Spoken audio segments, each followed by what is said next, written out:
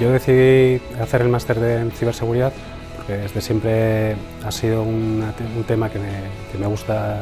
desde pequeño, y aparte también trabajo en la empresa Datic, que es del grupo Irizar, y veía que durante estos últimos años era una necesidad y un rol que necesitábamos para ir avanzando los aspectos de ciberseguridad dentro del grupo. A mí el máster me ha parecido que estaba muy bien compensado. Al final teníamos una parte teórica y práctica